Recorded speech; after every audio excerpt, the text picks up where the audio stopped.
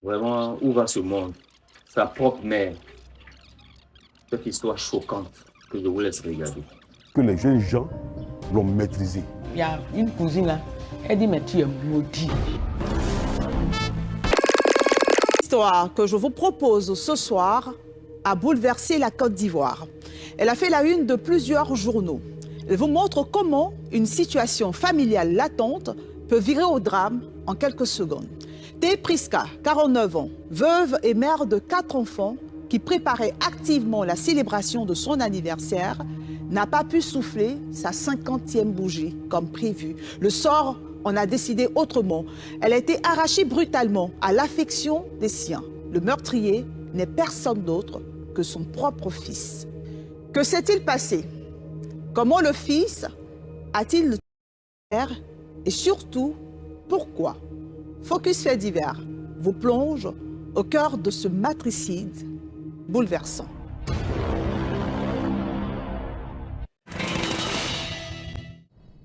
Nous sommes à Yopougon, la commune dite de la joie. Une commune appréciée par les noctambules à cause des virées nocturnes. C'est ici que vit depuis des années Thé Priska, commerçante avec ses 4 enfants. Après le décès de son mari en 2020, elle porte toute seule les charges familiales. Vendeuse de draps et autres articles, elle se bat comme toute bonne mère pour le bien-être de ses 4 enfants. 2 filles et 2 garçons. Répondant aux dents de PJJ, le 3e de la fratrie est celui qui donne le plus de fil à retordre à sa mère. Depuis 2018, elle a découvert qu'il consommait de la drogue et elle n'a cessé de multiplier ses efforts pour le sauver.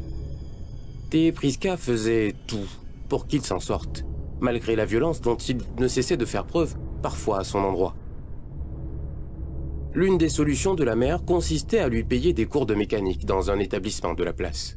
Quand la maman passe, on parle, bon, il ne donne pas une bonne réponse, il donne répondre violemment envers elle. Donc quand elle se coupe de dire, c'est par ta trop, elle ne sait pas. Oui. Moi, je vois qu'il est difficile avant. La petite famille vivait dans un autre quartier avant que le propriétaire de la maison qu'ils habitaient ne leur demande de quitter les lieux en raison des écarts de conduite de PJJ. La famille est recueillie par Thé Fidèle, sœur aînée de Priska, et son mari, Enoé Maurice. Cette famille ne connaîtra plus jamais la paix. On ne peut même pas dormir. Quand qui te dort, il vient, ça faut menacer tout le monde. J'ai appelé sa maman, j'ai dit, ah, vraiment, l'enfant là, ce qui vient là, vraiment, c'est des choses. Elle dit, maman, on fait comment? Face aux actes de violence répétés du jeune homme, la famille saisit cette fois-ci la police. C'est Enoé Maurice qui dépose plainte. Mais aucun fait ne permet d'interpeller le mis en cause. Dans la journée du lundi 16 mai 2022, PJJ va récidiver au domicile de son oncle, en sautant la clôture. Il s'en est déjà pris à une commerçante du quartier, dont il a cassé la table avec un coup de poing. Cette fois, les gendarmes vont l'interpeller. Sa mère leur demande de le mettre en garde à vue, arguant qu'elle est menacée de mort. La famille a un moment de répit et réfléchit aux moyens de sortir de cette situation difficile. Ce qu'elle ne savait pas, c'est que PJJ n'était plus entre les mains de la gendarmerie. Pour nous, il a la gendarmerie. Le même jour, il est parti, le même jour, on l'a libéré. Il a passé tout son temps, lundi, mardi, mercredi, jeudi, et puis il est venu à la maison. Il est venu vers les 17h. Ils se sont croisés sur la table, sur ma table là-bas. Ils ont donné, on dit, bon, viens quoi là, prends mon bois. Il dit, lui, il a dit, c'est quoi? Ça va, non, je vois, ça va. Il dit, oui, ça va. Quand il est rentré, il dit, maman, prends mon bois. J'ai dit, prends mon bois. Ça va, il dit oui. Aux yeux de la famille, le petit séjour en prison aurait eu des effets positifs. PJJ s'est mis à demander pardon à tout le monde, à genoux devant sa mère, et lui demande pardon pour la violence et ses écarts. Cette dernière finit par accepter. Ce n'est pas la première fois qu'il se comporte ainsi, mais cette fois, elle espère un véritable changement de sa part. Elle était loin de s'imaginer qu'elle vivait probablement ces derniers instants.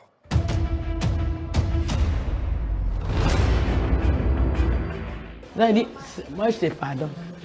Vous partez, va te laver. Il n'a rien dit pendant 10 minutes. C'est comme ça qu'il a fait. Il est sorti. Quand il est sorti, moi j'ai cru qu'il sortait maintenant parce que quand il fait ces trucs-là, il sort, il s'en va. Il a trouvé truc, genre là, il a fouillé. En même temps, moi je suis là. En même temps, il a fait comme ça. Quand il vient, il tape pas quelqu'un. Il tape mes tables, mes choses. Donc pour moi, là, c'est les tables, là, il va venir taper. Quand il est venu, le coup qu'il a fait, la personne n'a pas crié. Donc pour moi, c'est pas elle. Bon, il est venu, il a dit, courant, il vient, courant, il vient. Parce qu'elle ne s'entendait même pas cela. Elle a donné face comme ça.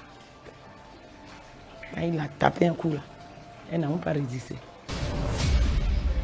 Moi, il ne savait pas où. Il a commencé, il a tapé deuxième coup. Parce qu'elle crie. Quand il a tapé, elle est déjà partie là, c'est ça.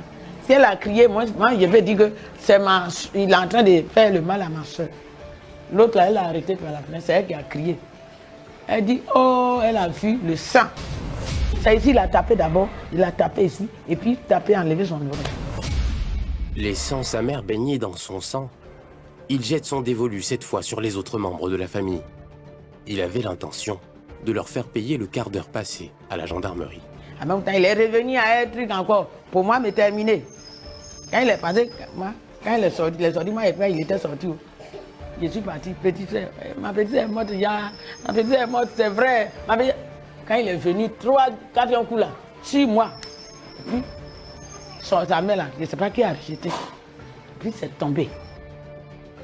La famille n'aura son salut que quelques heures plus tard, grâce au fils de Théé Fidèle revenu du travail. Cette dernière lutte avec PJJ et réussit à lui arracher l'arme du crime. Le sauveur se dirige hors de la maison pour se débarrasser du pied de parasol et appeler à l'aide. Mon fils est venu, il est venu à la maison, il est arrivé à même temps, puis il a attrapé chose dans sa main. Sinon, il nous poursuivait encore pour nous taper. Donc il a attrapé une situation. C'est ça son père dit, il faut le laisser. Il a enlevé ça dans sa main. Quand il a enlevé dans sa main, et puis il partait avec Jean là, il partait chercher taxi. En même temps, il nous a suivis à la maison.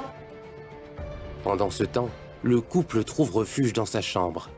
PJJ fracasse la porte avec des coups de poing. Muni d'un couteau, il réussit à érafler la maîtresse des lieux, qui tentait de fermer la porte.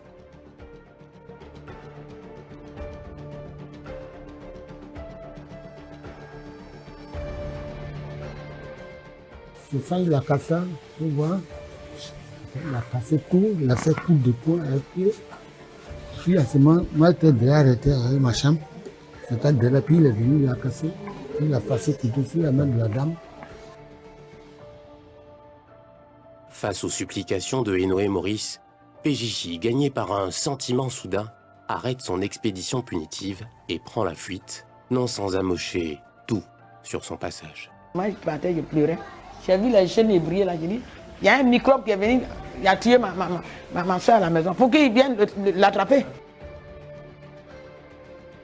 En colère, une foule réussit à neutraliser le tueur. Il évite de justesse le lynchage grâce à l'intervention rapide des agents des forces de l'ordre, appelés d'urgence par la chefferie.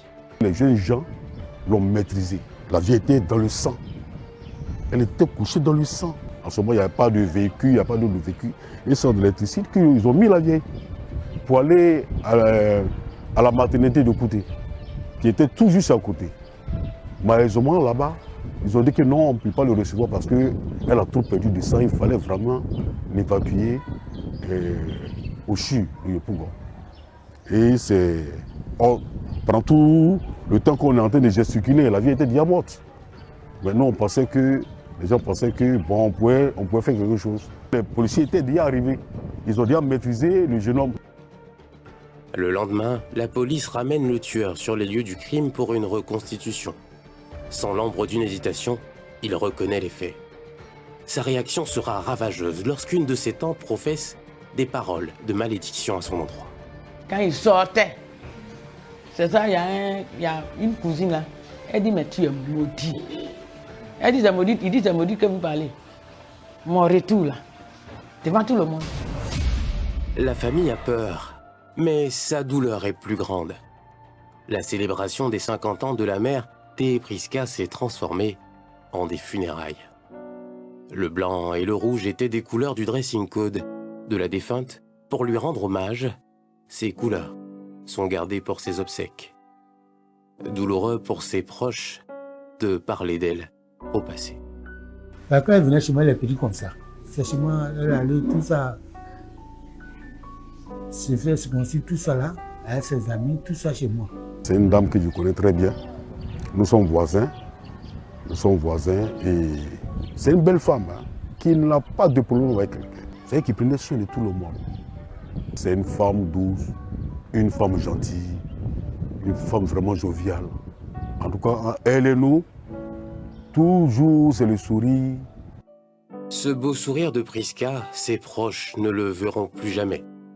La jeune dame s'en est allée à un moment important pour elle. Ce drame familial met en exergue la problématique de la forte consommation de la drogue par les jeunes dans le village de Kouté. Un phénomène contre lequel les autorités villageoises luttent désespérément. Le problème persiste jusqu'à ce jour. Nous, à notre niveau, nous n'avons cessé de leur demander de ne pas s'engager sur cette voie, mais toutes les sensibilisations qui ont été faites, tous les moyens que nous pouvons avoir pour les dissuader, nous sommes restés un peu sur notre faim. Dans ces fumoirs, souvent, il y a des personnes armées. Parfois, c'est des armes blanches, parfois, c'est des armes à feu. Mais quand on doit aller contre quelqu'un qui a une arme à feu, une arme blanche, ce n'est pas les mains nues de la chefferie. Voilà un peu. Donc la chefferie, je peux dire désemparée. Nous essayons avec nos maigres moyens de lutter contre ce phénomène. Malheureusement, il se généralise. Des gens viennent d'ailleurs, certains même sont ici. Mais aujourd'hui, il faut vraiment l'appui des forces publiques, un appui vraiment déterminant qui pourra mettre fin à ce fléau dans ce village. Pour Ismaël Angelo Sanogo, médecin psychiatre, médecin-chef du Centre régional de formation à la lutte contre la drogue, la répression n'est pas la seule solution. Donc cet individu-là devait être suivi depuis lors pour ne pas que ces situations-là se produisent. Il revient sur le lieu de crime sans regret. Il explique sans regret. Il dit encore qu'il pourrait revenir sur le lieu, ça veut dire qu'il n'a pas de pitié. Et c'est véritablement un sociopathe, c'est un psychopathe qu'il faut véritablement soigner. L'incarcérer seulement, sans soin, va encore décupler la dangerosité qu'il traverse.